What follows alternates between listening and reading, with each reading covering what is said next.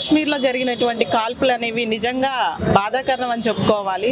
నవ వధువుని కాశ్మీర్లో జరిగిన కాల్పుల్లో కనీసం అక్కడ భాష చూడట్లేదు, ప్రాంతీయ బాధం చూడట్లేదు, కులాల గురించి చూడట్లేదు.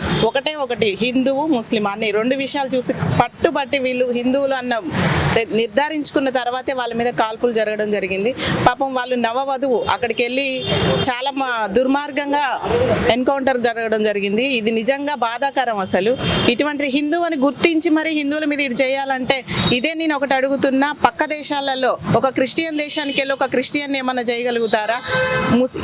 అరబిక్ కంట్రీస్కి వెళ్ళి ఒక ముస్లింని ఏమన్నా చేయగలుగుతారా? కానీ మనకున్నది ఒకే ఒక్క దేశం. ఈ ఒక్క దేశంలో కూడా మనం బ్రతకలేని పరిస్థితి వస్తుంది.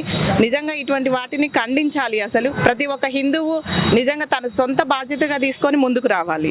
ఓకే అమ్మా, ఇప్పుడు మీరు చెప్తున్నారు కదా, ఇది దీనికి సెంట్రల్ గవర్నమెంట్ ఎటువంటి యాక్షన్ తీసుకోవాలనుకుంటున్నారు? ఖచ్చితంగా ఉంటుందండి. దాని మీద నిర్ధారణ జరిగి ప్రతిదీ ఇప్పుడు అమిత్ షా గారు అక్కడే ఉండి దాన్ని సమీక్ష చేస్తున్నారు. వాళ్ళ మీద ఖచ్చితంగా కఠినమైన చర్యలు అయితే ఉంటాయి. ఇప్పుడు ఇందాక రాజ్నాథ్ సింగ్ గారు స్టేట్మెంట్ ఇస్తూ పరద వెనకాల ఉన్న వాళ్ళని, బయట ఉన్న వాళ్ళని అందరినీ అందరి మీద యాక్షన్ ఉంటుందని చెప్పారు.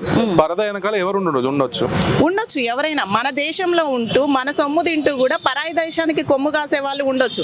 అటువంటి వాళ్ళందరినీ బయటికి లాగుతుంది ఖచ్చితంగా. భారతీయ ఇంటెలిజెన్సీ అనేది చాలా స్పీడ్గా ఉంటుంది. తొందరలో వాళ్ళందరినీ బయటకు తీస్తారు. Okay, thank you.